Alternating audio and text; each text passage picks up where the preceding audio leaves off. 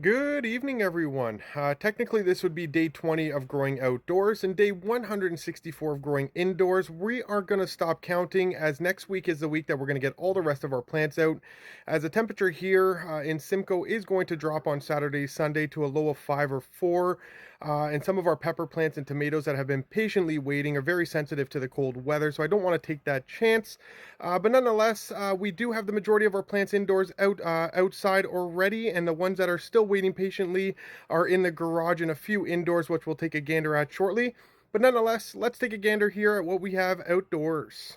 So over in the corner, we have some basil, followed by a bunch of marigolds, azaleas, petunias. Over in the back here, we are going to get our peppers, as you can see along, so that space is empty. We do have some onions, as in between the empty spot back there, are all going to be our tomatoes, which onions are great companion plants. You plant them under the tomatoes, are great pest controller, excellent. So those have been waiting patiently to get in there with our tomatoes, which will probably be on Monday because it looks like we're in the clear from there.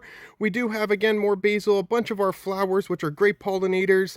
We have a few garlics that are going to be ready shortly to harvest. Keep going along. We have some celery. We have our corn, which is doing great.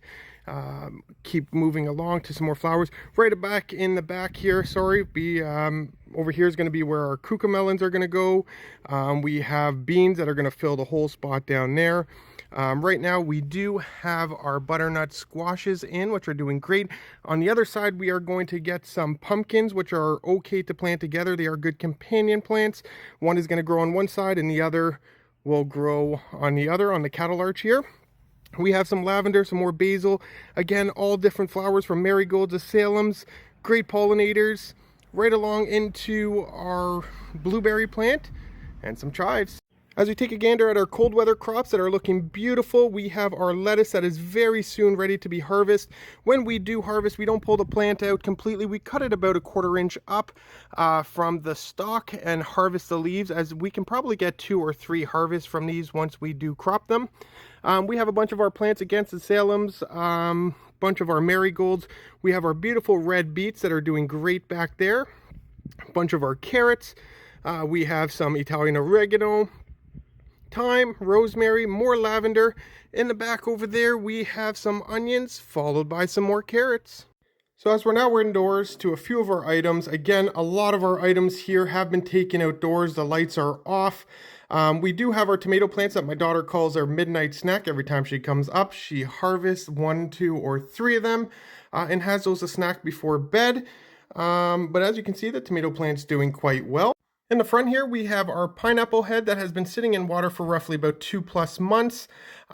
We took a full pineapple, juiced it, let it sit out for roughly 24 hours, took the skin off around the head there, let it sit in water where we've been changing the water weekly. And as you can see, we have lots of roots. We want this to fill up a little bit more with those roots that are on top. We want those to get nice and long, fill up the glass before we get those planted into some soil. Right beside it, we have our awapui plants, also known as your red pine ginger shampoo plants. These are native to Hawaii, need a maximum exposure of 6 hours. They do great indoors because they prefer shade. Right behind it, we have some mint. To a few items that we have left growing here for our outdoor garden. These are all our beans, green scapa beans or your green climbing beans. Right beside it, we have some loofah gourds. 1 black diamond watermelon, which we do have quite a few of them. We just like to overplant just to make sure, as an organic gardener, we overplant to be cautious of any not taking in the soil. In the back, we do have a cucamelon that is starting back there, to a few of more cucamelons, and another peanut. So thank you everyone so much for tuning into my daily update here. My daughter and I are really thankful and appreciate each and every one of you for all the support. And if you haven't yet, check out our website at CanadianVeggies.com for, again, 100% organic items, apparel, and some of the services that we currently offer.